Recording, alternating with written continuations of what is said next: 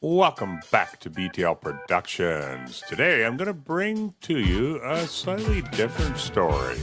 This one is about snowmobiles. Is it going to be the end of the trail for the Arctic Cat brand? Let's roll the intro and we'll get right into that.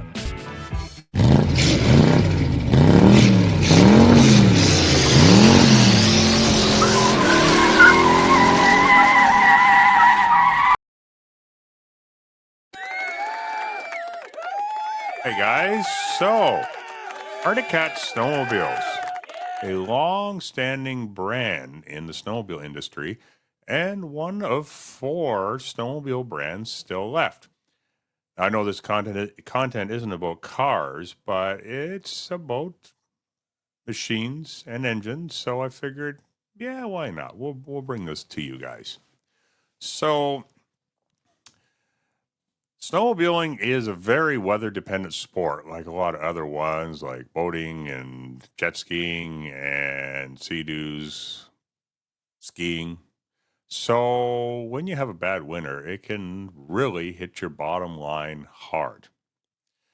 Now, during the 1960s and 70s, with the explosion of popularity of snowmobiles, we actually had a 150 snowmobile brands at one time. I was trying to find a magazine I have, which actually has the names and pictures of a lot of the original snowmobile companies that did exist. I mean, at one time, everybody was into snowmobiling. Harley Davidson, Evinrude, Massey Ferguson, John Deere, even John Deere, they were green, just like the John Deere tractors. So, uh, gradually, as everybody kind of the market got saturated and everybody got hit with some bad winters into the late 70s and early 80s, they mostly disappeared. 4 companies were left: Ski-Doo, Yamaha, Polaris, and Arctic Cat. And Arctic Cat is a snowmobile brand I have been riding since about the 1990s. I've actually been a snowmobiler since I was about 8 years old.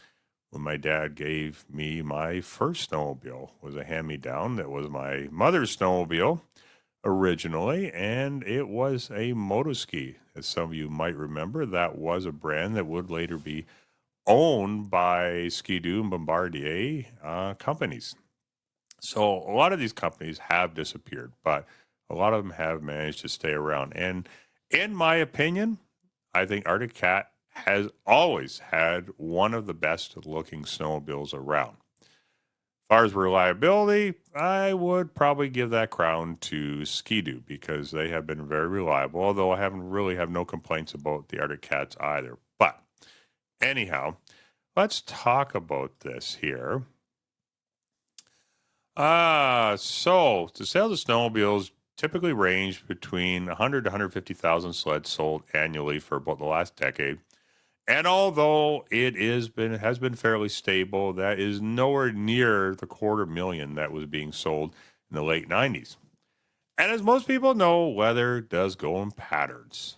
And before all the environmentalists jump in my comments and jump all over me about climate change and all that other nonsense, I believe in climate change, but let's be real. We don't have as much of an effect on as a lot of people do. But anyhow, so according to the association, the average snowmobile rider is now 54 years old, and spends about $2,500 a year on snowmobiling expenses per year. A small business catering to snowmobilers and their needs for parts, gas, food, lodging, etc. Consumers have been facing increasing factors and the pie is only so big for discretionary income.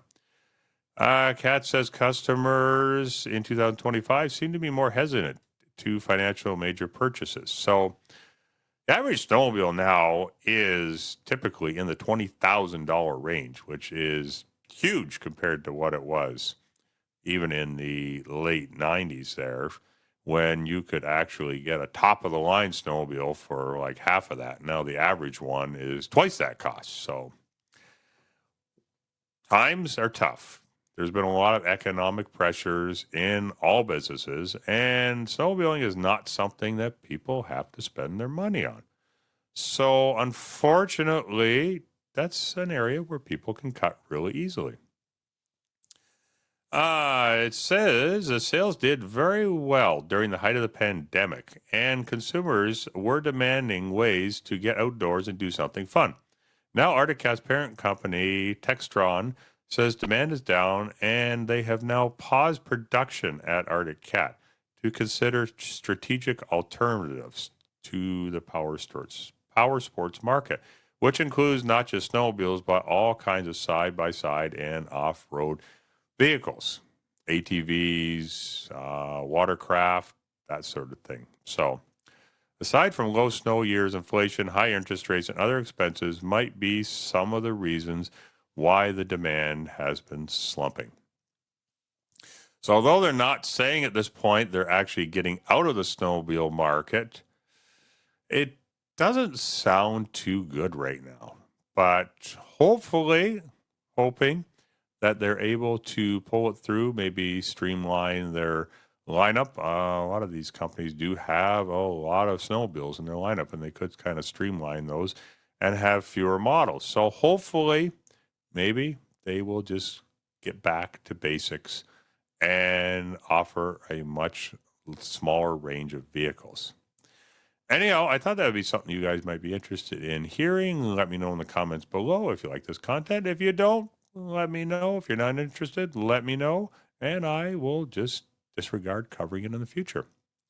Anyhow, that is my view from behind the handlebars in this case, and I look forward to seeing you guys in the next video, and you guys have yourselves a great day. I'll never slow up, no I don't take shit, I got no love for the fakeness. If you wanna play tough and wanna hate this, I'll always show up.